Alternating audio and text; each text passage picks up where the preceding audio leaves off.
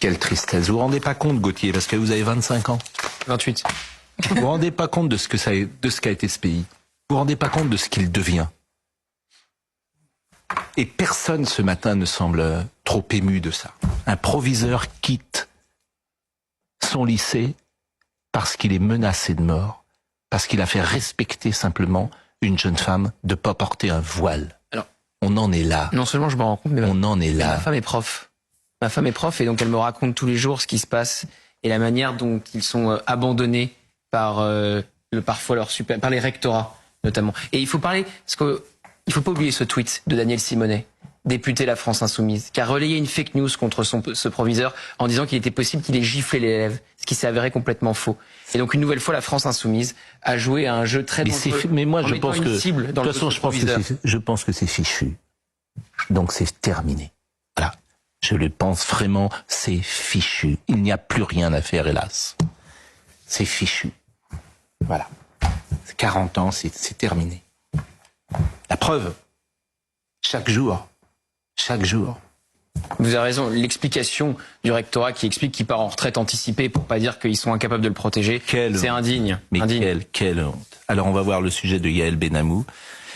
Et la complicité de l'espace médiatique, personne n'en parle. C'est-à-dire France Inter n'en parlera pas, le quotidien n'en parlera pas. Et les seules choses qu'ils sauront dire, ces gens-là, c'est dire drama queen. C'est la seule chose qu'ils savent dire. Ce pays sombre, et la seule chose, c'est on ricane, drama queen.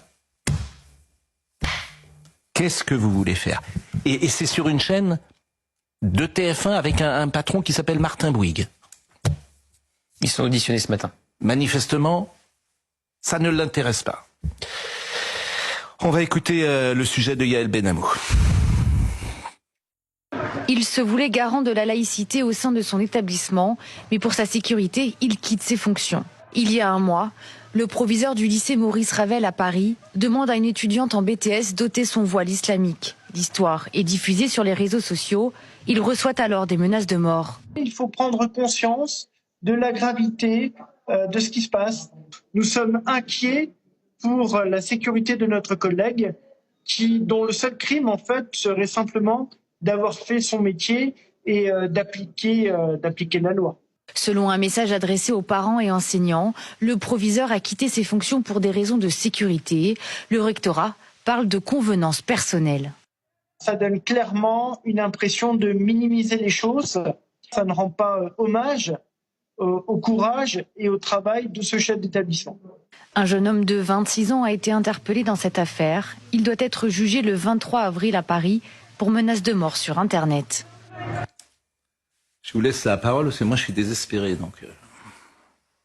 Oui, et pour ajouter à la gravité des choses, l'événement a été présenté de telle manière qu'on cherche à nous faire croire que c'est le proviseur qui a lâché. Alors qu'en fait, il a été lâché. C'est pas tout à fait pareil.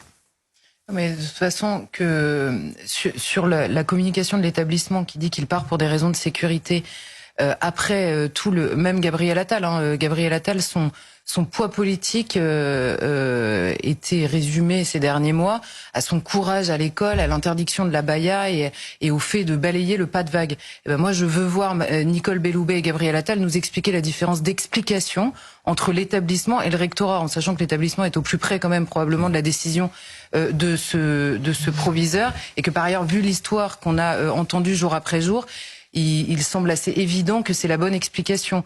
Et c'est évidemment dans l'explication que réside toute la gravité de cette situation. Initialement, la loi oblige l'élève à quitter l'établissement, pas le proviseur. Mais cet élève, vous vous rendez compte la position de force de cet élève? Et puis de tous les élèves de France qui voudront tester la chose. Mutatis mutandis, c'est un peu ce qui s'est passé pour l'élève qui a témoigné contre Samuel Paty. C'est elle qui a tout déclenché. Je veux dire, vous vous rendez compte, cet élève, par ses collègues. Cet élève, ce qu'elle doit dire, oui, c'est ça la France d'aujourd'hui. Mais la prochaine étape, de toute façon, le voile sera autorisé dans l'école avant les 5 ans. Vous verrez. Non. Mais vous verrez. Avant les 5 ans. Mais avant les 5 ans. Mais non, on vient d'interdire la baya pour de bon. Mais vous verrez. Ça dépend quand même de quelques variables politiques. Mais vous, Ce qui est vrai, c'est qu'on dit souvent que Vous verrez. la société française, qu'il y a une unanimité derrière la défense de la laïcité dans la société française. C'est vrai, c'est ce qu'on voit a priori dans les études d'opinion. Il y a quelques mois, j'avais fait une étude auprès des jeunes, 18-25 ans, et j'avais testé une phrase qui est telle qu'elle est appliquée aujourd'hui en France, la laïcité est surtout un moyen de discriminer la religion musulmane. Vous avez 4 jeunes sur 10 qui disent oui. Donc, notamment chez les jeunes, vous avez une incompréhension de ce à quoi sert la laïcité et de la manière dont elle doit être appliquée, ça c'est manifeste. Il y a une contre-culture, une autre société qui s'est mise en place, avec d'autres valeurs, avec voilà, une manière différente de voir la société. Et bien forcément, les sociétés changent, elles ne sont pas immortelles. Il faut dire qu'on a une ministre de l'Éducation nationale responsable, puisque de cette ambiance, puisque quand elle était garde des Sceaux, elle n'avait pas soutenu Mila, au contraire, elle l'avait enfoncé. Mais Madame Belloubet, Mais là, Madame Belloubet. Donc elle a été Qu'est-ce que vous voulez que je vous aussi dise de cette ambiance qui pèse. Mais bien, mais oui, alors tous, 40 ans. Et je vous parle pas de l'espace médiatique. Écoutons Paul Sugy qui était ce matin sur l'antenne avec Romain Desarbres et qui évoquait un rapport sur la laïcité. Il y a une volonté de fermeté, on va pas le nier, mais le problème c'est que l'on caresse d'une main ce que l'on prétend combattre de l'autre. Il y a quelques années, Nicole Belloubet, encore elle, prétendait au sujet de l'affaire Mila que la laïcité française interdisait d'insulter une religion. Qui est-ce qui applaudissait des deux mains ? Eh bien les réseaux islamistes qui combattent nos valeurs par la victimisation et qui détournent à leur profit la lutte contre toutes les discriminations. Les mensonges de la jeune fille du lycée Maurice Ravel, qui s'en est donc prise à son proviseur, ont été repris dans des vidéos par le CCIE, un collectif contre l'islamophobie, que nous finançons par le biais des subventions européennes. Alors les islamistes ont de quoi rire, ils se gaussent de nos défaites et leur discours s'affermit à la faveur de nos renoncements. Quand vous affrontez leur offensive, d'un côté ils se victimisent, mais quand vous abaissez la garde, ils vous piétinent d'un air triomphant. Ça peut plus durer comme ça. Mais tous les enseignants devraient descendre dans la rue, tous les proviseurs devraient se mettre en grève. Quand est-ce que les gens vont contester déjà au moment où ce proviseur, où avait éclaté l'affaire, vous aviez un nombre considérable, je veux pas le dire parce que j'ai peur de me tromper, mais un nombre considérable de chefs d'établissement de la région parisienne qui étaient descendus dans la rue, ce qu'on n'avait pas vu depuis toujours en fait, je crois, pour évoquer ces questions de sécurité qui sont quand même assez malvenues à l'école depuis des décennies.